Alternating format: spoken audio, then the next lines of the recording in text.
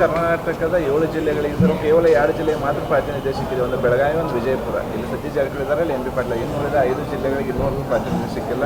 ಸಂಪುಟ ವಿಸ್ತರಣೆ ಆದರೆ ಯುವಕರಿಗೆ, ಹೊಸ ಮುಖಗಳಿಗೆ ಅವಕಾಶ ಕೊಡ್ತೀವಿ ಅಂತೇಳಿ ಹೈಕಮಾಂಡ್ ಹೇಳಿದೆ, CM ಅವರು ಹೇಳ್ತಿದ್ದಾರೆ. ಇವತ್ತು ಕರ್ನಾಟಕ ರಾಜಕೀಯ ವಲಯದಲ್ಲಿ ಮತ್ತು ಸರ್ಕಾರ ರಚನೆಯಲ್ಲಿ ಯಾವತ್ತೂ ಕೂಡ ಕಿತ್ತೂರು ಕರ್ನಾಟಕ ಭಾಗ ಬಹಳ ಪ್ರಮುಖವಾಗಿ ಜವಾಬ್ದಾರಿಯನ್ನು ವಹಿಸಿದೆ. ಯಾವ ಪಕ್ಷಕ್ಕೆ ಕಿತ್ತೂರು ಕರ್ನಾಟಕದಲ್ಲಿ ಹೆಚ್ಚಿನ ಸ್ಥಾನಗಳು ಗೆಲ್ತವೆ ಆ ಪಕ್ಷದ ಸರ್ಕಾರ ರಚನೆ ಆಗ್ತಕ್ಕಂಥದ್ದು ಇತಿಹಾಸ ಇದೆ. ಕಳೆದ 3 ವರ್ಷದಲ್ಲಿ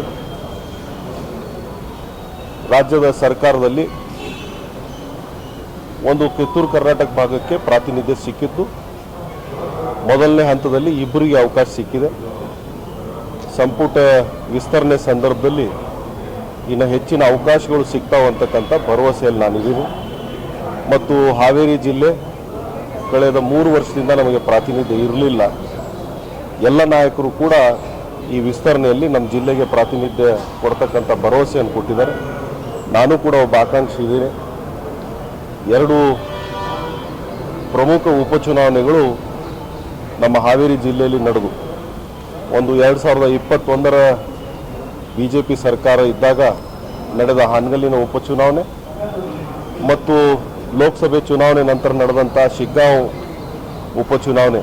ಈ 2 ಉಪಚುನಾವಣೆಗಳು ಹಾವೇರಿಯ ಎಲ್ಲ ನಾಯಕರು, ಕಾರ್ಯಕರ್ತರು BJP ಮುಕ್ತ ಹಾವೇರಿ ಜಿಲ್ಲೆ ಮಾಡಲಿಕ್ಕೆ ತಮ್ಮೆಲ್ಲ ಶಕ್ತಿ ಮೀರಿ ಶ್ರಮವನ್ನು ಮಾಡಿದ್ದಾರೆ. ಹಾಗಾಗಿ ಹಾವೇರಿಗೆ ಪ್ರಾತಿನಿಧ್ಯ ಸಿಗ್ತದೆ ಅಂತಕ್ಕಂಥದ್ದು ನನಗೆ ಭರವಸೆ ಇದೆ. ನಾನು ಕೂಡ ಒಬ್ಬ ಆಕಾಂಕ್ಷಿ ಇದ್ದೇನೆ. ಸುಮಾರು 5 ಜಿಲ್ಲೆಯ ಮರಾಠರ ಸಂಖ್ಯೆ ಜಾಸ್ತಿ ಇದೆ ಸರ್. ನೀವು ಕೂಡ ಮರಾಠ ಸಮುದಾಯಕ್ಕೆ ಸೇರಿದವರು.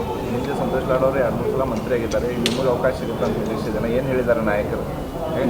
ಅವರು ಕೂಡ ಸಾಕಷ್ಟು ಬಾರಿ ನಿಮ್ಮನ್ನು ಕರ್ಕೊಂಡೋಗಿ ನಾಯಕರು ಭೇಟಿ ಮಾಡಿದ್ದಾರೆ. ನಾನು ಯುವ ಕಾಂಗ್ರೆಸ್ ಮೂಲಕ ನನ್ನ ರಾಜಕೀಯ ಜೀವನವನ್ನು ಪ್ರಾರಂಭ ಮಾಡಿದಂಥವನು. ರಾಜ್ಯ ಮಟ್ಟದಲ್ಲಿ, ರಾಷ್ಟ್ರ ಮಟ್ಟದಲ್ಲಿ ಕೊಟ್ಟಂಥ ಜವಾಬ್ದಾರಿಯನ್ನು ನಿಭಾಯಿಸಿದ್ದೇನೆ. ಸುಮಾರು 17 ವರ್ಷಗಳ ಕಾಲ ಈಗ ಮೇಲ್ಮನೆ ಮತ್ತು ಈಗ ವಿಧಾನಸಭೆಯ ಸದಸ್ಯನಾಗಿ ಕಾರ್ಯವನ್ನು ಮಾಡ್ತಾ ಇದ್ದೀನಿ. ಹಾಗಾಗಿ ನನಗೆ ಭರವಸೆ ಇದೆ, ಒಂದು ಬದಲಾವಣೆ ಸಂದರ್ಭದಲ್ಲಿ ನನಗೆ ಅವಕಾಶ ಸಿಗ್ತದೆ. ಸಿಕ್ಕಂಥ ಅವಕಾಶವನ್ನು ಬಳಸಿ ಕ್ಷೇತ್ರ, ಜಿಲ್ಲಾ ಮತ್ತು ರಾಜ್ಯದ ಅಭಿವೃದ್ಧಿಗಾಗಿ ನನ್ನ ಶ್ರಮವನ್ನು ಮಾಡಲಿದ್ದೇನೆ.